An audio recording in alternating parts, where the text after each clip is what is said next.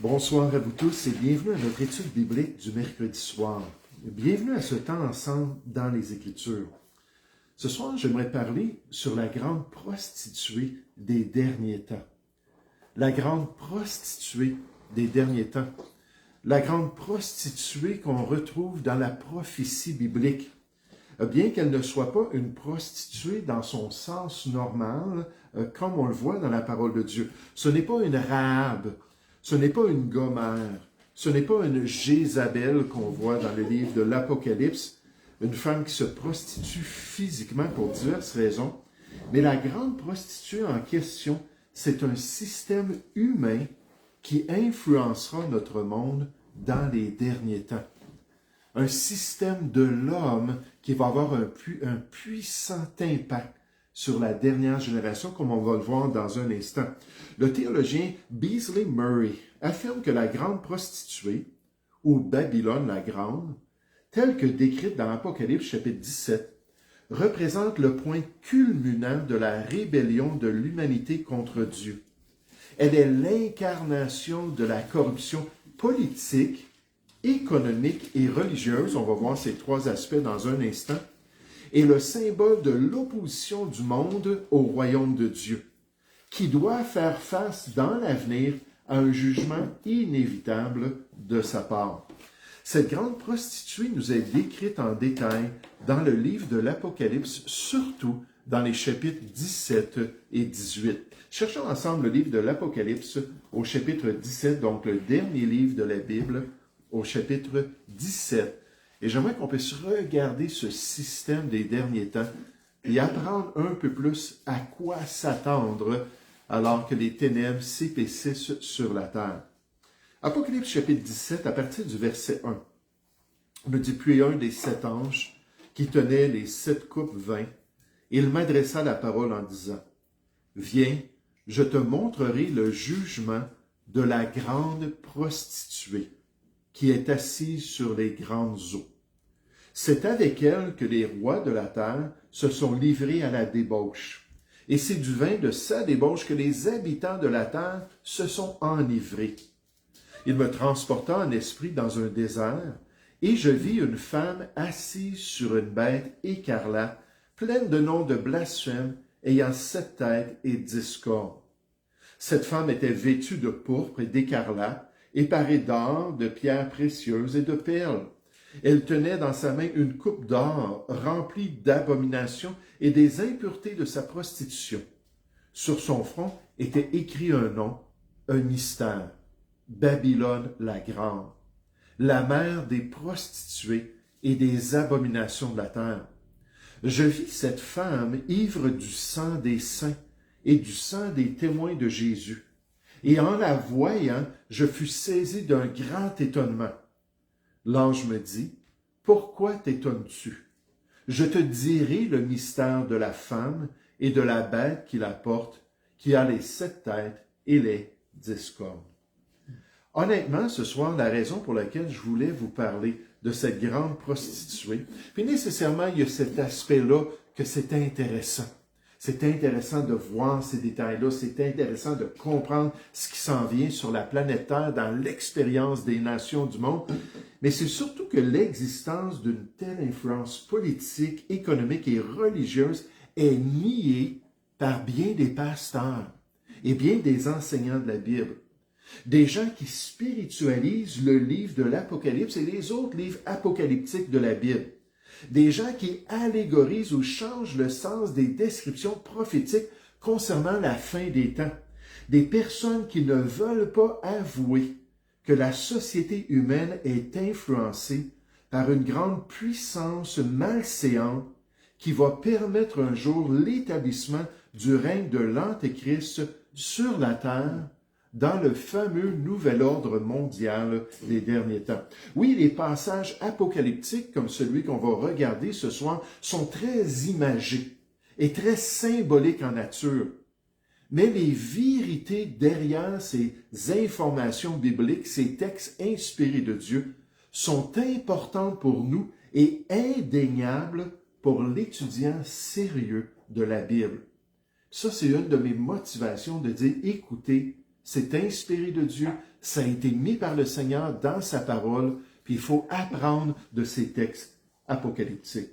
Donc ce soir, j'aimerais vous faire remarquer quelques détails importants concernant la grande prostituée des derniers temps. J'aimerais qu'on puisse considérer l'influence universelle de cette prostituée. L'influence universelle de cette prostituée. Une influence internationale d'après le texte biblique. Une influence sur tous les peuples de la terre.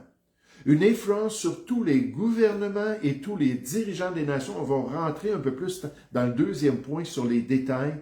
Une influence qui ne laissera personne indifférent et intouché dans les derniers temps.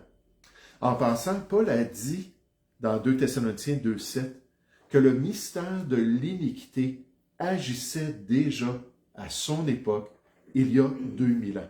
L'influence de la grande prostituée a toujours été agissante dans la race humaine dans le passé. Toutefois, elle sera plus reconnaissable dans les derniers temps de l'histoire de l'homme. Donc, il y a toujours eu cette force-là, cette poussée-là invisible de rébellion, ce que Paul appelle le mystère de l'iniquité, de la rébellion contre Dieu. Mais là, dans les derniers temps, ça va devenir très, très palpable. Puis je veux juste penser, on l'appelle la Grande Babylone, je pense à la Babylone dans le livre de la Genèse. C'était palpable alors que toutes les personnes de la terre se sont unies ensemble dans une grande rébellion contre Dieu. Mais dans les derniers temps, ça va être la même chose. Une influence universelle. Regardez dans Apocalypse chapitre 17, verset 1. On nous dit, puis un des 7 anges qui tenait les 7 coupes vin, il m'adressa la parole en disant, viens, je te montrerai le jugement de la grande prostituée qui est assise sur les grandes eaux. Nécessairement, cette expression-là, dans le livre de l'Apocalypse, ça parle d'une seule chose. Les grandes eaux, ce sont les nations du monde. On va voir ça dans un instant. Mais elle est assise sur les grandes eaux.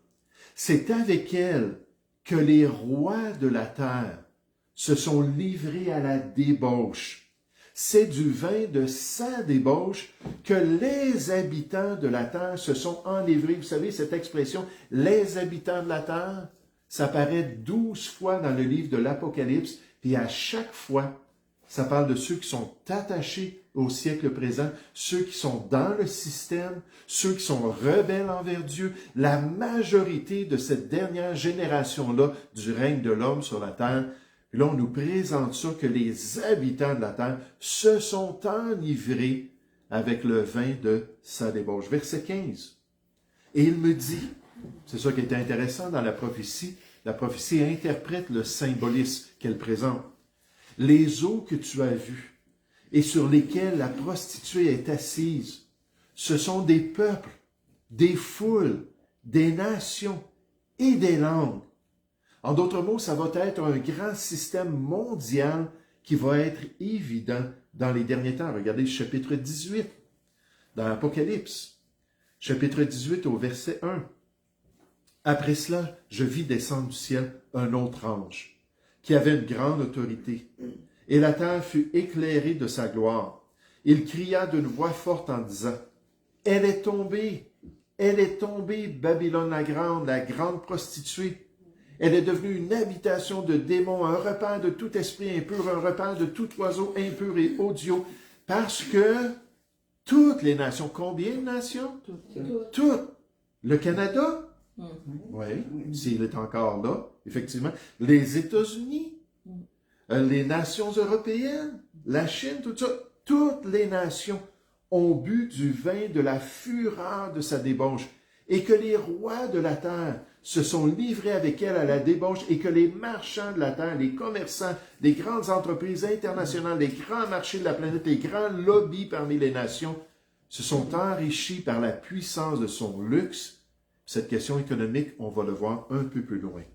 Les docteurs Walvoord et Zoc nous disent, les eaux symbolisent les peuples, les multitudes, les nations et les langues. L'ange informa à Jean que les rois de la terre avaient commis l'adultère avec la femme. En d'autres termes, ils étaient devenus partie intégrante du système mondial qu'elle symbolisait. Alors que les rois de la terre et nécessairement les nations aussi. On va voir l'aspect politique aussi dans un instant. John MacArthur, elle est assise sur de nombreuses eaux. Cette image met l'accent sur le pouvoir souverain de la prostituée. L'image est celle d'une souveraine assise sur son trône, régnant sur les eaux, qui symbolise les nations du monde. La prostituée s'alliera aux dirigeants politiques de notre monde. La fornication ici ne fait pas référence à un péché sexuel, mais plutôt à de l'idolâtrie. Tous les dirigeants du monde seront absorbés dans l'empire du faux Christ de Satan.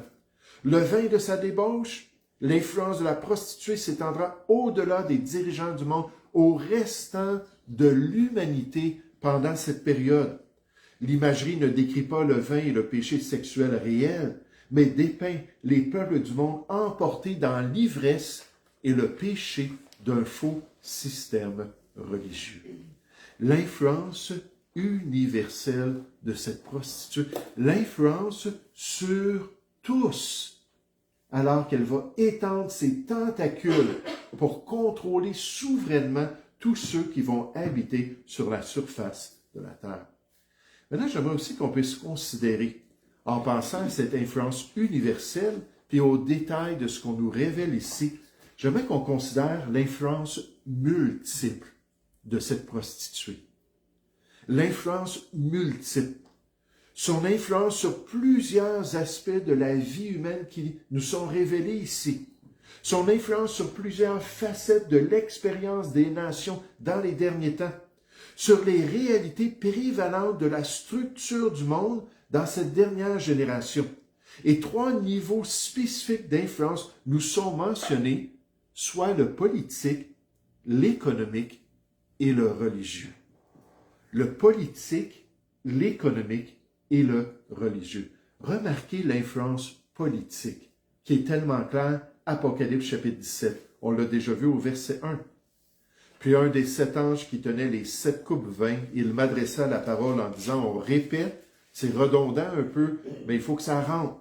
Viens, je te montrerai le jugement de la grande prostituée qui est assise sur les grandes eaux. On vient de prier, ou on va prier, mais on vient de mentionner, de prier pour les autorités qui vraiment sont en train de se corrompre. J'aimerais vous dire, pendant cette période-là, les autorités vont être entièrement corrompues. Verset 2. C'est avec elle que les rois de la terre, pas certains rois, pas quelques rois, les rois de la terre, se sont livrés à la débauche. Et c'est du vin de sa débauche que les habitants de la terre, influencés par le roi, leurs autorités, se sont enivrés. Apocalypse 18, verset 1. Après cela, je vis descendre du ciel un autre ange qui avait une grande autorité, et la terre fut éclairée de sa gloire. Il cria d'une voix forte en disant, « Elle est tombée, Babylone la grande. Elle est devenue une habitation de démons, un repaire de tout esprit impur, un repaire de tout oiseau impur et odieux. Parce que toutes les nations ont bu du vin de la fureur de sa débauche, et encore une fois que les rois de la terre se sont livrés avec elle à la débauche, et que les marchands de la terre, on voit ça dans un instant, se sont enrichis par la puissance de son luxe. Verset 4.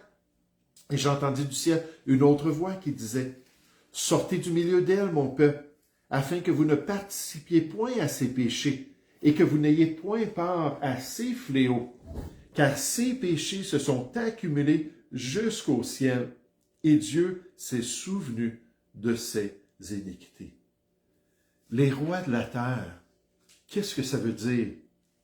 Les politiciens qui vont se soumettre et suivre ce système mondial tellement corrompu, qui affectera l'humanité entière dans les derniers temps. Le fait que les politiciens vont avoir des cœurs tortueux, que les politiciens n'auront pas la crainte de Dieu, que les politiciens vont encourager les nations à suivre ce système-là pour pouvoir être de plus en plus corrompus dans leurs actions. Le chapitre 18 en particulier semble faire référence à Babylone comme une puissance politique, à une grande ville et au siège de pouvoir d'un grand empire mondial qui dominera la seconde moitié des 7 dernières années avant le retour de Christ. Est-ce qu'on appelle ça la tribulation ou la grande tribulation? La dernière? La grande tribulation. Babylone, mentionnée environ 300 fois dans la Bible, est parfois considérée comme un programme religieux satanique opposé au véritable culte de Dieu. On va le voir que ça inclut ça, mais elle est surtout considérée comme une puissance politique ayant pour capitale une grande ville portant le nom de Babylone. Les docteurs Walvoord et Zuck. Une influence politique sur les nations. Maintenant, remarquez aussi dans notre texte que ça va être une influence économique. Une influence économique sur le monde des derniers temps. Les économies du monde dépendront de cette grande prostituée pour fonctionner. Elles seront assujetties à ce nouvel ordre mondial dans les derniers temps. Puis déjà aujourd'hui, alors que je pense à BlackRock, alors que je pense à Vanguard, puis on pourra en parler en long et en large, de l'influence puissante économique de ces deux firmes-là d'investissement qui contrôlent là, les compagnies, qui contrôlent la bourse, ils sont les plus grands actionnaires des compagnies du monde. Puis ils peuvent tirer les ficelles puis amener les compagnies à faire ce qu'ils veulent bien. Mais ces économies-là, dans les derniers temps, devront coopérer avec cette grande prostituée et se soumettre pour avoir de la prospérité. Sans une union à ce système mondial des derniers temps, il n'y aura pas de possibilité de faire des affaires sur la terre. Et tout de suite, en pensant à l'aspect économique, je me dis, oh, ça nous rappelle Apocalypse chapitre 13, où on nous dit que hors du système de la bête, le système de l'Antéchrist, personne ne pourra acheter ni vendre sans avoir la marque, le nom de la bête ou le nombre de son nom. Une influence économique, Apocalypse chapitre 13 au verset 17. Regardez dans Apocalypse chapitre 18 au verset 2. Il cria d'une voix forte disant, « Elle est tombée, Babylone la grande.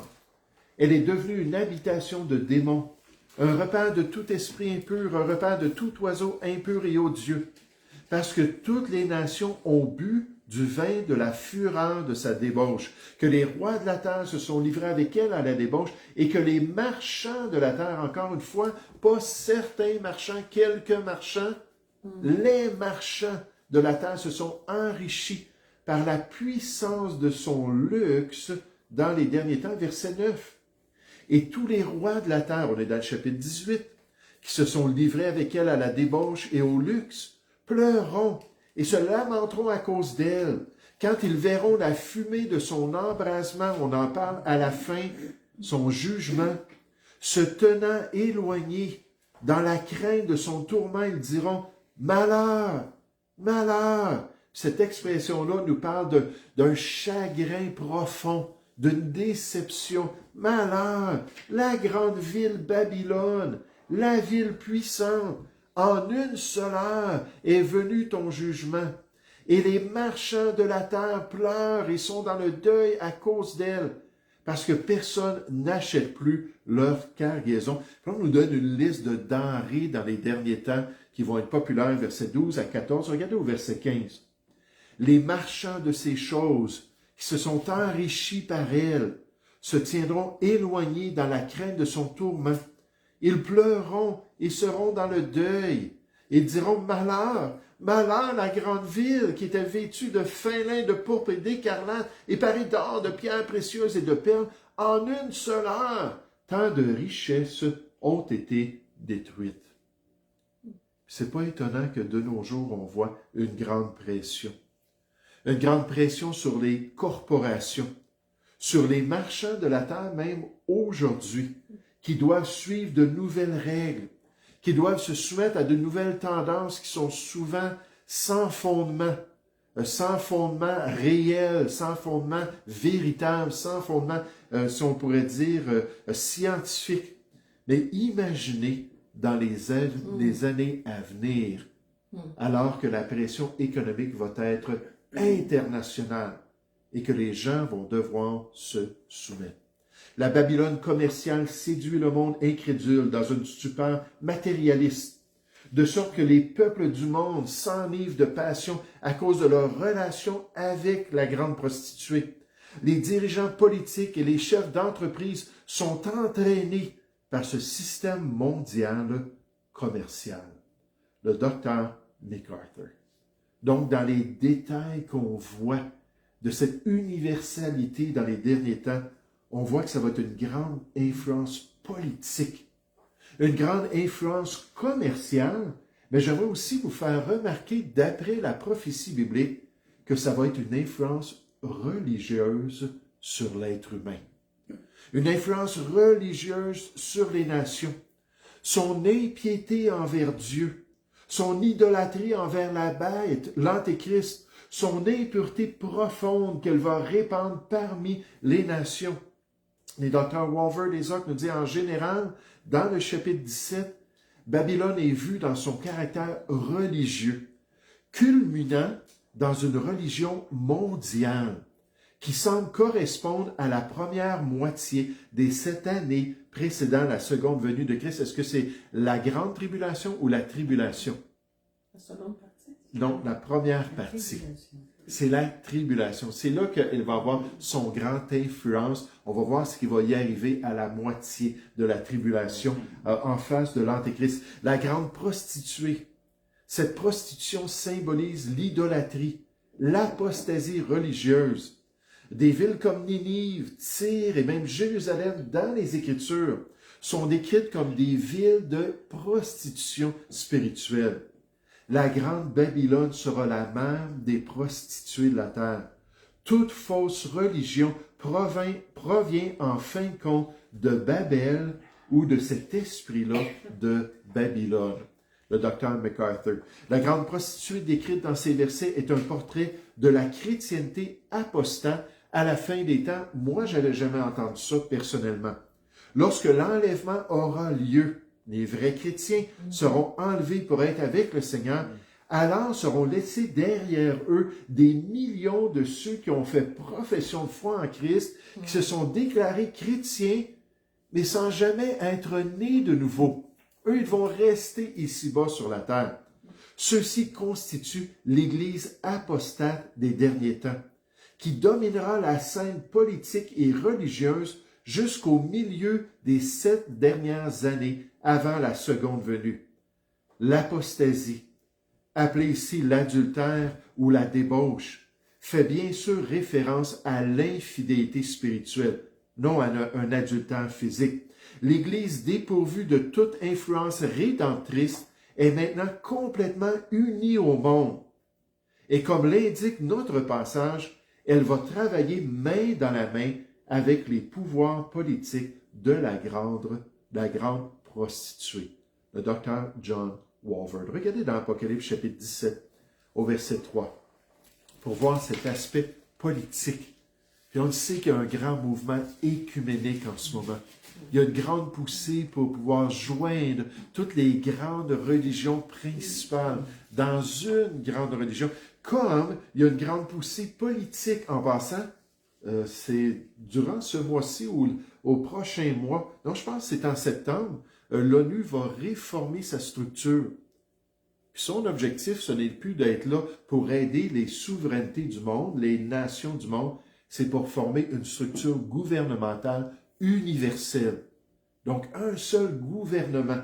Puis l'ONU veut pousser cela. Puis nécessairement, je vous ai parlé déjà un petit peu de la poussée au niveau commercial qui amène les corporations à s'unir sous les nouvelles règles. On voit ces 3 aspects-là qui sont déjà embryonnaires, mais qui sont déjà en train de se développer. Puis l'aspect religieux va paraître dans les derniers temps. Verset 3, il me transporta en esprit dans un désert, et je vis une femme assise sur une bête écarlate. Est-ce que quelqu'un sait c'est qui cette bête écarlate? Pas tout à fait. Ça peut être lié à ça. C'est l'Antéchrist. Donc, elle va être liée à l'Antéchrist pendant les 3 premières années et demie de la tribulation.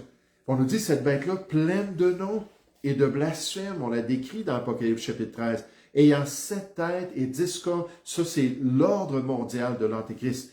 Cette femme était vêtue de pourpre, d'écarlate, éparée d'or, de pierres précieuses et de perles.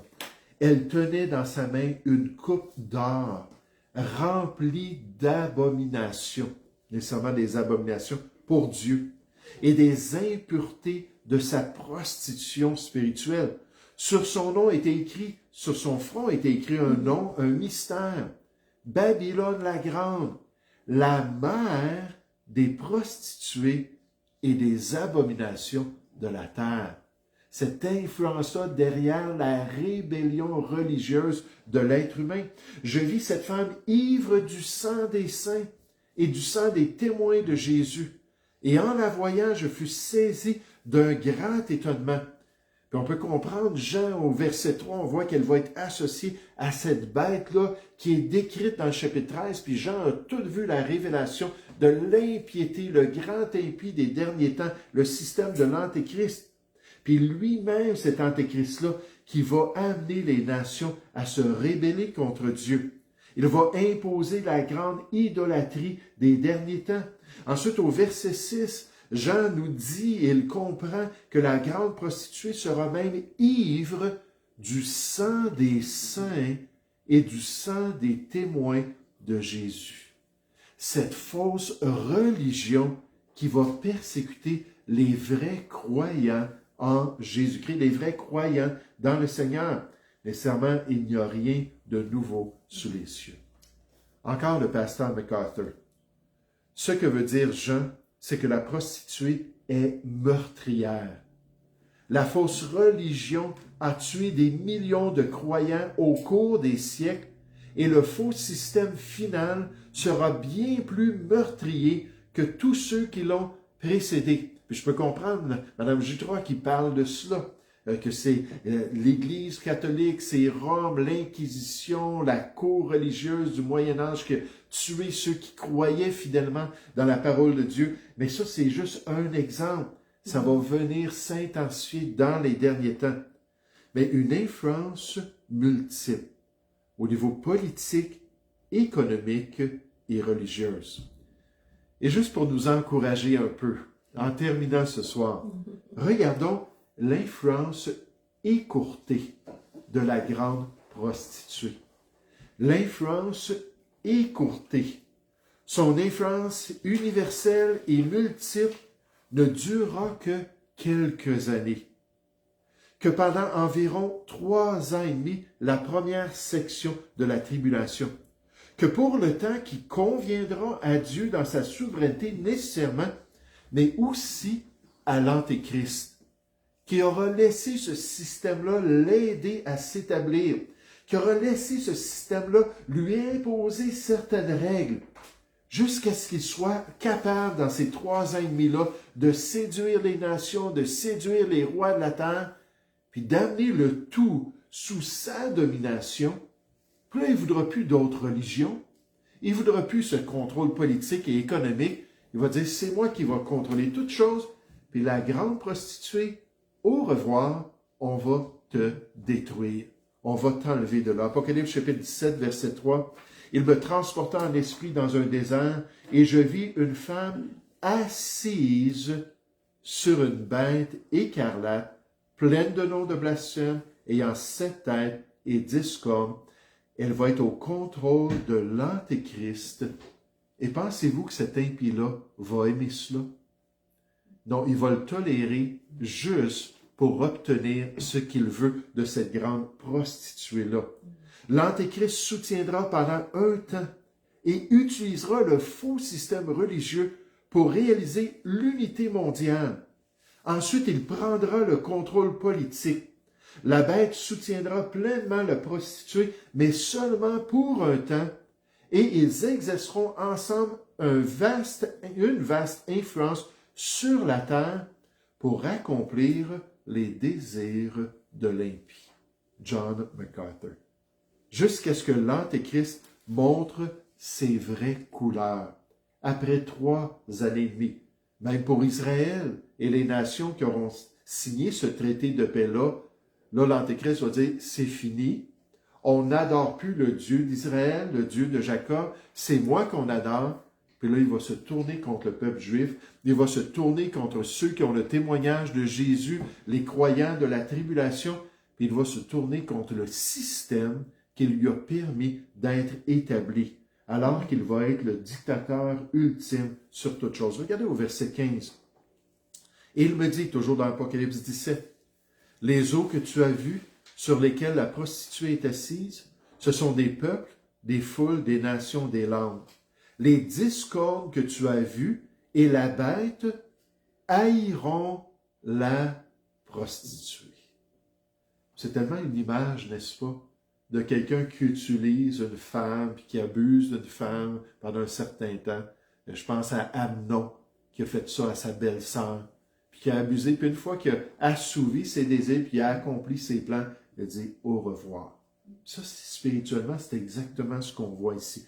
Ils vont haïr la prostituée, la dépouilleront et la mettront à nu. Elles mangeront ses chairs et la consumeront par le feu.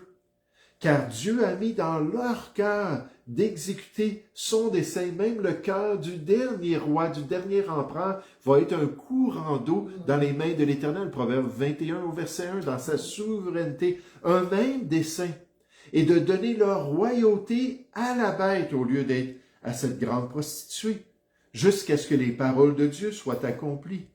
Et la femme que tu as vue, c'est la grande ville qui a la royauté sur les rois de la terre. Certains vont dire que c'est Rome, parce qu'on la décrit avec 7 collines.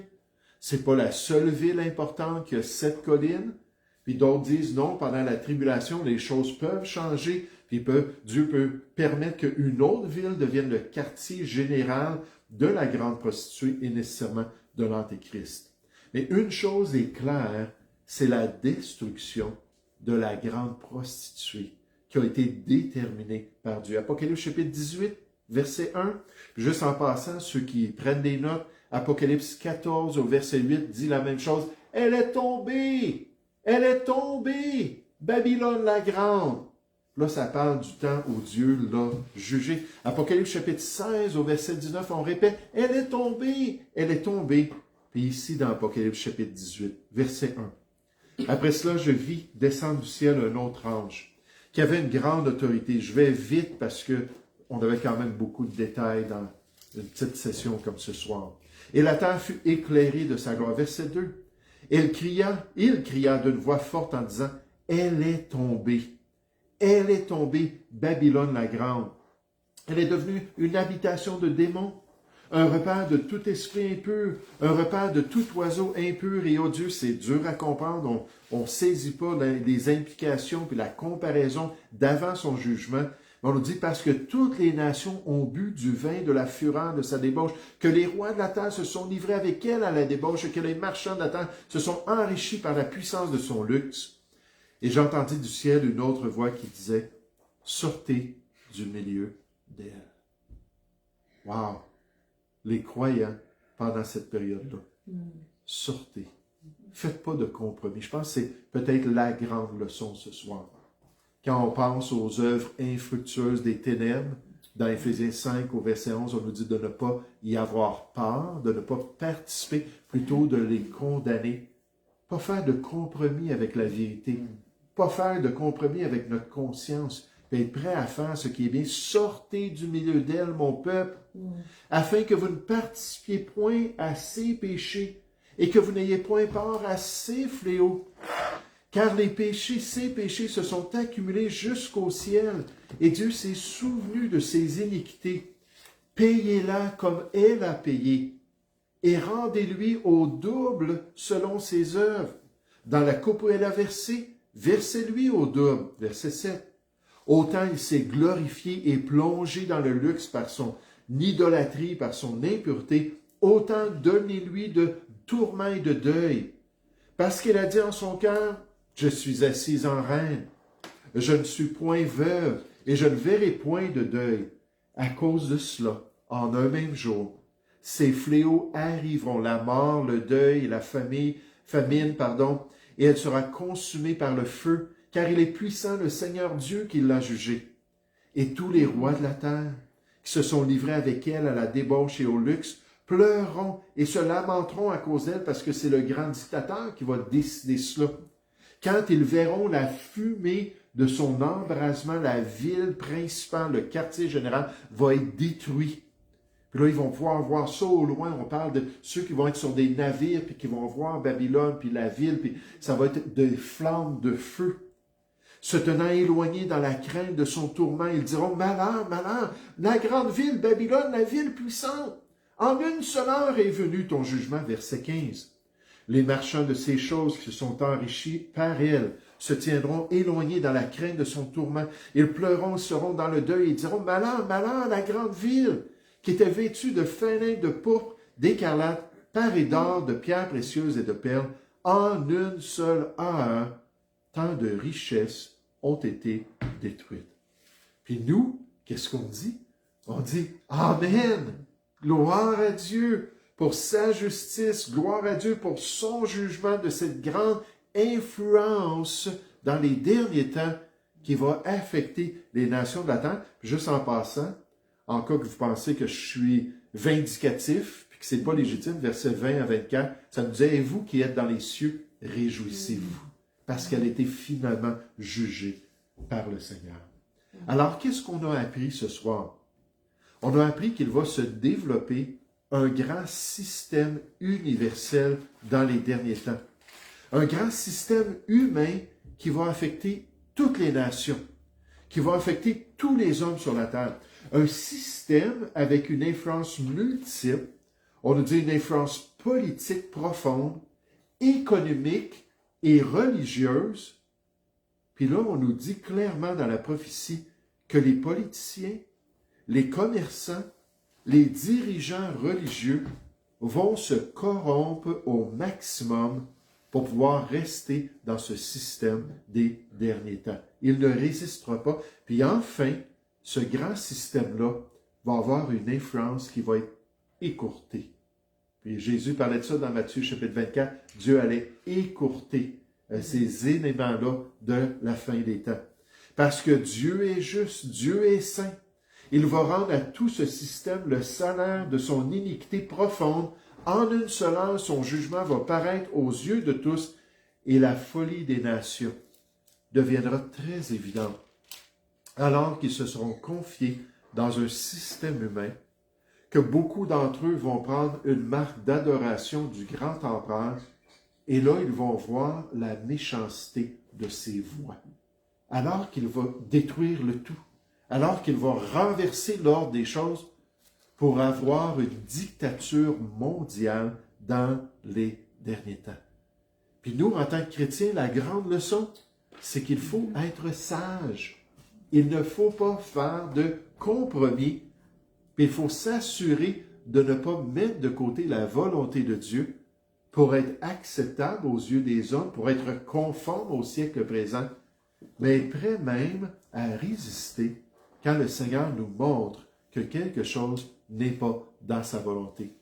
Un chrétien peut-être qui serait dans la politique, un chrétien peut-être qui serait un commerçant, un chrétien qui serait peut-être un chef politique, pas politique, mais religieux ou spirituel d'une manière ou d'une autre dans une assemblée qui va rester debout pour s'assurer de ne pas suivre cet élan-là d'impiété qui va amener ce grand système universel dans les derniers temps. Nous allons prier ensemble. Oui, Père Céleste, merci Seigneur pour la prophétie biblique. Merci que 2 Pierre chapitre 1, verset 19 nous dit que c'est une grande lampe.